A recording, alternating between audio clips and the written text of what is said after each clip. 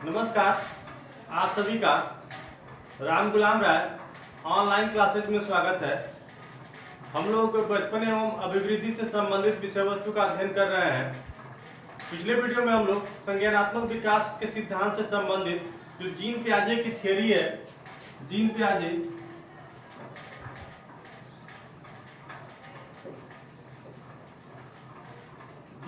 की जो थ्योरी है संज्ञानात्मक विकास से संबंधित, उसके बारे में अध्ययन किया गया था, जिसमें हमने देखा था कि जीन पियाजे ने मुख्य रूप से संज्ञान क्या है उसके बारे में बताया था। इनके अनुसार जो संज्ञान होता है उसका जो अधिगम होता है उस पर क्या प्रभाव पड़ता है, इसके बारे में उन्होंने बताया। इसके लिए उन्होंने ये कॉन्सेप्ट दिया, यानी कि जो बच्चे का अधिगम होता है, जो छात्र का अधिगम होता है, वो न तो केवल वातावरण से प्रभावित होता है और न ही उसके परिपक्वता से प्रभावित होता है, बल्कि इन दोनों की अंतःक्रिया से के परिणाम स्वरूप जो कुछ भी बच्चा सीखता है वो संज्ञान के आधार पर सीखता है। यानी कि कोई किसी एक चीज को ये प्रभावशाली नहीं मानते हैं, बल्कि इन दोनों की अंतःक्रियाओं के योगदान को महत्वपूर्ण मानते हैं। यानी कि बच्चा एक विशेष अवस्था में जाता है, उसे परिपक्वता प्राप्त होती है और उस परिपक्वता को सहायता से वातावरण में अपने आप को समायोजित करने का प्रयास करता है। और इस समायोजन के दृष्टिकोण से हमने देखा था, समायोजन की प्रक्रिया में उन्होंने दो प्रकार की चीजों का वर्णन किया था। एक संगठन और जो दूसरा है अनुकूलन।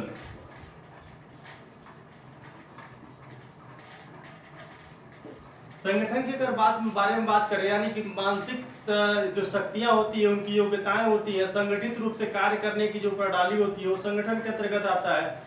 इसमें व्यवहार के एक संगठित पैटर्न के बारे में बात होती है। यानी कि बच्चा किसी नवीन चीज को देखता है तो उसके प्रति आकर्षित होता है, उसके बारे में जानने की प्रक्रिया करता है, और ये जो मानसिक शक्तियां होते हैं एक साथ संगठित होकर उसके बारे में जानकारी हासिल करने की प्रयास करती हैं, और जो ही वो सफल होती हैं तो अनुकूलन करने का प्रयास करती हैं। तो अनुकूलन में इन्होंने दो प्रकार की बात की। अनुकूलन में यानी कि तो अनुकूल जब बच्चा जन्म लेता है तो कहीं ना कहीं अपने वातावरण के साथ वो अनुकूलन करने का प्रयास करता है। यानी कि जो जो उसकी वृद्धि और विकास होता है वो अपने वातावरण में अपने आप को समायोजित करने का प्रयास करता है, अनुकूलित करने का प्रयास करता है। और इस अनुकूलन की प्रक्रिया में, इस समायोजन की प्रक्रिया में दो घटनाएं उसके साथ घटती हैं। एक है आत्मसातकरण,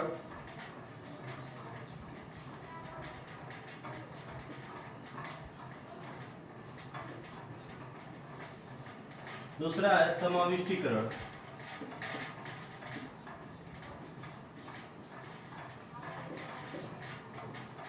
ये दो प्रक्रियाओं से कहीं ना कहीं गुजरता है। प्रत्येक बच्चा अपने वातावरण के साथ अनुकूलन स्थापित करने का, समायोजन स्थापित करने का प्रयास करता है, और कई बार वो सफल नहीं हो पाता है। ये सफल क्यों नहीं हो पाता है? क्योंकि दो घटनाएं घटित होती हैं जिसके कहीं ना कहीं उनमें बैलेंस बना पाना बड़ा कठिन होता है कि बच्चा किसके साथ वो अनुकूलित करे और किसके साथ अनुकूलित नहीं करे। तो ये जो आत्मसातकरण है और समाविष्टीकरण है, इन दोनों के माध्यम से वो अनुकूलित करने का प्रयास करता है। जो आत्मसातीकरण है ये पूर्व ज्ञान में नवीन ज्ञान को जोड़ लेने की प्रक्रिया से है। यानी कि जो बच्चा पहले से जो कुछ भी जानता है, जो उसके व्यवहार में संगठित हो गया है, उसके व्यवहार के पैटर्न में स्थापित हो गया है, उस व्यवहार के पैटर्न में जो नवीन चीजें आ रही हैं उसको अगर कहीं ना कहीं उसी में समाहित कर लेता है, उसी में जोड़ लेता है, उसको उसी रूप में देखता है, जिस तरीके से पुराने ज्ञान को देखा था, उस प्रकार की क्रिया को हम आत्मसातीकरण की प्रक्रिया के रूप में देखते हैं। जबकि समाविष्टीकरण की प्रक्रिया से तात्पर्य जितनी जो पुरानी सीखी गई बातें थी, जो व्यवहार के पैटर्न जो पुराने हैं, उसमें नवीन चीजों को स्थापित करके एक नवीन संप्रदाय का निर्माण करने की जो प्रक्रिया होती है उसे हम समाविष्टीकरण के नाम से जानते हैं। यानी कि बच्चा अपने वातावरण के साथ अंतःक्रिया के माध्यम से जो परिपक्वता और उसके अनुभव पर आधारित होती है वो वातावरण में समायोजित करने का प्रयास करता है। और इस समायोजन की प्रक्रिया में दो घटनाएं घटती हैं जिसमें आत्मसातीकरण होता है और समाविष्टीकरण होता है। आत्मसातीकरण वह प्रक्रिया होती है जिसमें पुराने ज्ञान में नवीन ज्ञान को जोड़ लेना, और समाविष्टीकरण की प्रक्रिया वह प्रक्रिया होती है जिसमें पुराने ज्ञान में विस्तार कर लेना। यानी कि जो जितना जानता था बच्चा उसमें विस्तार कर लेना। जैसे यहाँ पे अगर बच्चे को आत्मसातीकरण में अगर हम एक उदाहरण से देखें, अगर बच्चा केवल फूल के बारे में जानता है, गुलाब का फूल उसके बारे में बताया गया गुलाब का फूल, तो उसने देखा गुलाब का फूल लाल होता है, उसके बाद से उसके सुगंध होते हैं, ये तमाम प्रकार की चीजें उसने देखा। उसके बाद से चमेली का फूल उसे दिखाया जाए, तो निश्चित तौर पर अगर उस चमेली के फूल को भी अगर गुलाब का फूल समझ लेता है तो कहीं ना कहीं वो एक नवीन प्रकार का कॉन्सेप्ट समझने में असफल होता है और वो समायोजन करने में असफल हो जाता है। यह जो प्रक्रिया होती है वो आत्मसातीकरण की प्रक्रिया कहलाती है। लेकिन जो ही वो बच्चा गुलाब के फूल और जो चमेली के फूल है उन दोनों फूलों में अंतर स्थापित कर देता है, यानी कि दोनों जो रंग है वो लाल है, लेकिन दोनों में जो अंतर है उसके सुगंध में अंतर है। तो इस आधार पे एक नवीन प्रकार का कॉन्सेप्ट उसके समझ में आया, यानी कि सुगंध के आधार पे उसने संप्रत्यय विकसित किया और ये समाविष्टीकरण की प्रक्रिया कहलाती है। यानी कि यहाँ पे बच्चे के ज्ञान में वृद्धि हो रही है और यहाँ पे बच्चा जो कुछ भी सीखा हुआ है पहले से उसी में नवीन ज्ञान को भी जोड़ने का प्रयास कर लेता है।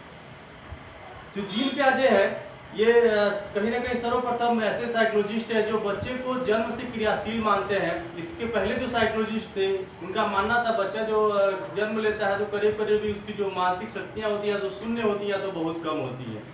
ये पहले साइकोलॉजिस्ट ऐसे थे जिनका मानना था कि जब बच्चा जन्म लेता है तभी से उसमें क्रियाएं करने की क्षमता कहीं ना कहीं होती है और विभिन्न क्रियाओं के माध्यम से अपने अभिव्यक्ति को जाहिर करने का प्रयास करता है। ये जो संज्ञानात्मक विकास का जो सिद्धांत दिया है जीन पियाजे ने वो विभिन्न अवस्थाओं के माध्यम से वो सिद्धांत विकसित किया है। जैसा कि हमने पिछले वीडियो में देखा था कि अपने 3 बच्चों पे नियमित अध्ययन किए और उन तीनों बच्चों के अध्ययनों उपरांत अपने सिद्धांत को स्थापित किया। इसलिए इस सिद्धांत को हम विकासवादी सिद्धांत के नाम से भी जानते हैं।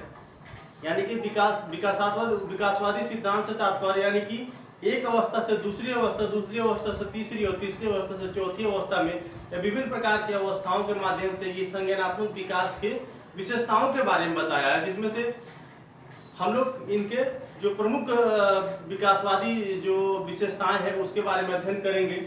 देखेंगे कि कितने भागों में बांटा है। इन्होंने 4 भागों में बांटा है। सबसे पहला है संवेदी गामक अवस्था। संवेदी गामक अवस्था। दूसरा है पूर्व संक्रियात्मक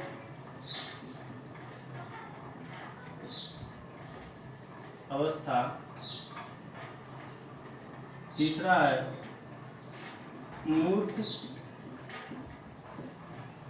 संक्रियात्मक अवस्था और चौथा है अमूर्त संक्रियात्मक